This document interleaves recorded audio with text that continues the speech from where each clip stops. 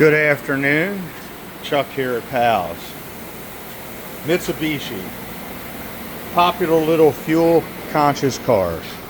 So you may ask, why is this one here? Well, the customer had a leak in the evaporator core.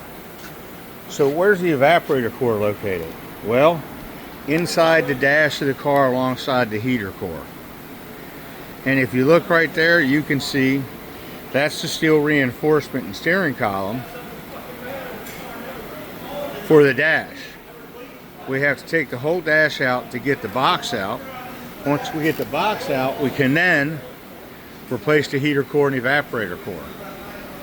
So hopefully by this afternoon this vehicle will be completed. The customer will have nice cold air conditioning for a long time to come. If you have a problem with your heater core or evaporator core, bring it to Pals. We hope to see you soon.